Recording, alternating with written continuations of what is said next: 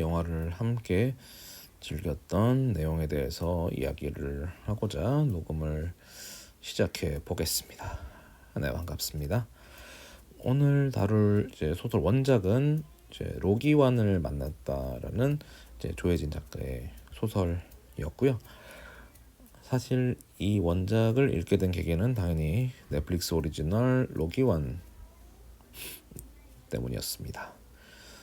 영화에 대한 내용은 잘 모르고 주연 배우로 송중기 씨가 나온다길래 어떤 느낌으로 이야기가 진행될지, 제가 사실 잠깐 처음에 로기완 공개됐을 때 잠깐 공개돼 있는 거 봤다가 까먹고 관심 없어가지고 넘겼다가 원작이 있길래 다시 읽었거든요. 그래서 로기완을 만나서 읽는 과정에서 왜 로기완이 손중기지? 이런 생각을 얼핏 하면서 소설을 읽기 시작했는데, 이유는 일단 이 로기완을 만났다라는 소설 자체는 로기완이 주인공인 듯 주인공이 아닌 느낌이에요. 그러니까 서사의 중심에는 김 작가라는 주인공이 있고, 김 작가가 로기완의 일기를, 그 흔적을 따라서 그 일기를 보고 로기완이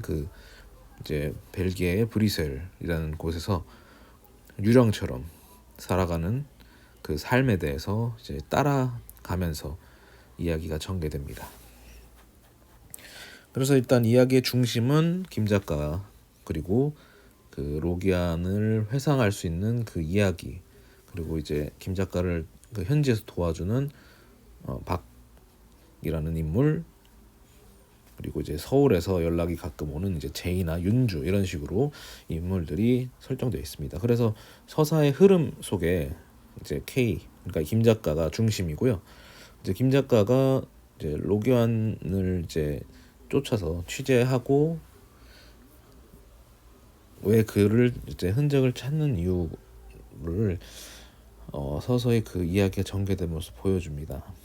어떻게 보면 김 작가는 윤주라는 친구, 그러니까 윤주라는 인물이 자신 때문에 크게 상처를 받게 된 부분에 대한 미안함이나 죄책감으로 인해서 약간 도망치듯이 방송을 한국에서 일을 좀 접다시피 하면서 브뤼셀 행을 택했고, 당연히 로기완에 대한 취재가 목적이긴 했지만 기존의 한국에서의 생활을 어쨌든 좀 끊어내듯이 떠났죠, 브뤼셀로. 그렇게 로기완을 찾고, 그리고 또 로기완을 찾는 데 도와주던 박이라는 인물에서 발생했던 조력 자살, 그러니까 조력 사망에 대한 논쟁에 대해서도 서로 이렇게 이야기가 오고 갑니다. 대략 내용을 통해서 어쨌든 윤주는 자신의 병 때문에 귀 한쪽을 수술 과정에서 귀 한쪽을 잃게 됩니다. 그렇게, 물론 그래서 수술은 잘 돼가지고 생명에는 지장 없지만 어린 여자의 입장에서는 어쨌든 귀 하나가 상실된 부분이 굉장히 큰 상처로 남았을 테고, 김 작가는 그 과정에서 굉장한 미안한 마음과 그런 상처에 대해서 죄책감도 많이 느낍니다.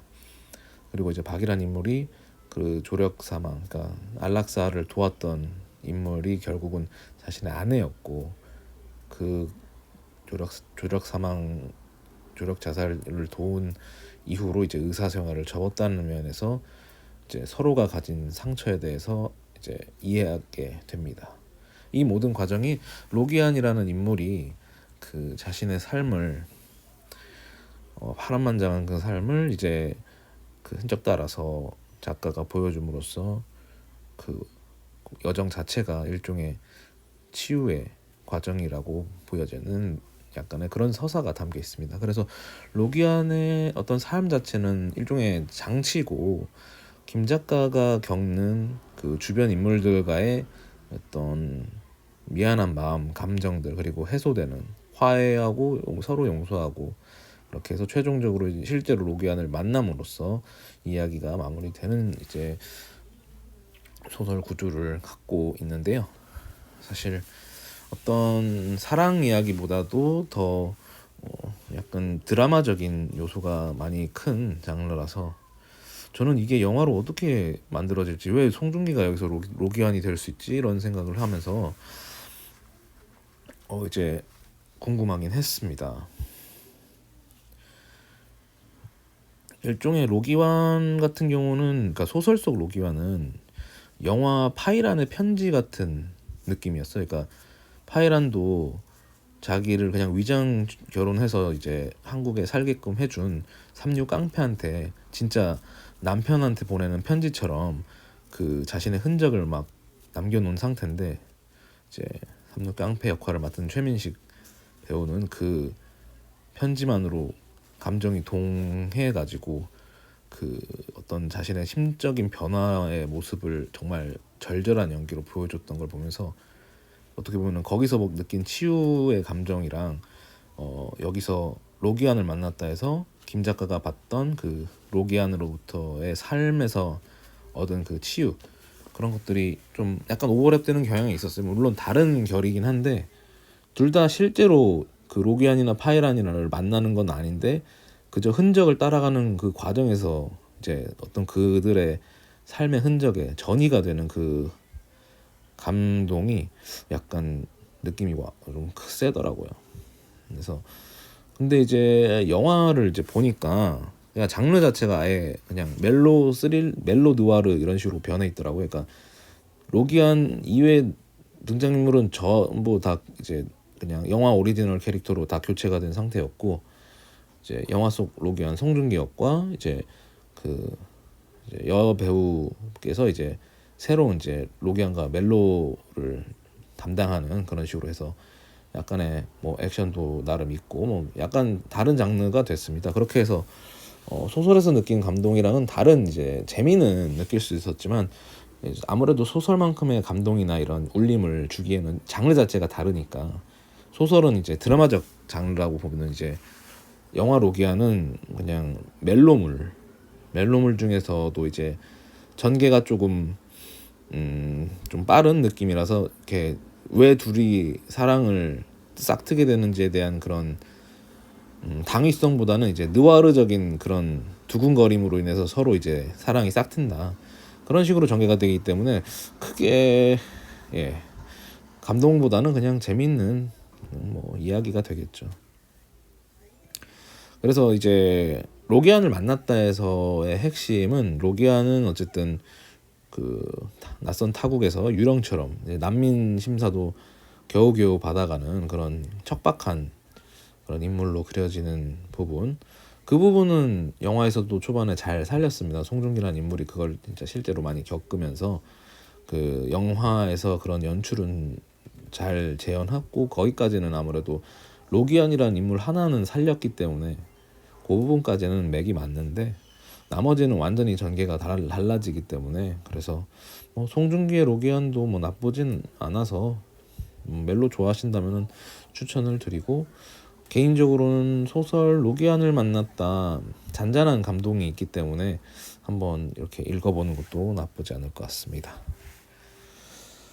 네, 저는 아무튼 이 로기안을 만났다를 통해서 우리의 그 미안함과 죄책감 사이 어딘가에 그런 단어가 있다면 이 소설을 읽어낼 수 있지 않을까 하는 생각이 들었어요. 그래서 미안하다고 표현하기에는 너무 단순하고, 죄책감이라고 하기엔 너무 무겁지만, 뭔가 그 중간 단위의 단어가 있다면 상대방에게 용서나 치유를 받을 수 있는 정도의 어떤 그 지점, 화해 가능성 있는 잘못들, 약간 그런 것에 대한 드라마가 아니었나 싶었습니다. 그래서 저는 개인적으로 로기안을 만났다를 알게 돼서 너무 좋았던 경험이었고요. 그래서 물론 영화를 좋아하시는 분이라면 송중기 주연의 로기안도 재밌게 볼 수 있을 거라고 생각이 듭니다. 아무튼 좋은 소설 그리고 영화에 대한 이야기였고요. 또 재미난 이야기 있으면 또 하나 건져와서 녹음해 보도록 하겠습니다. 네, 지금까지 녹음 들어주셔서 감사합니다.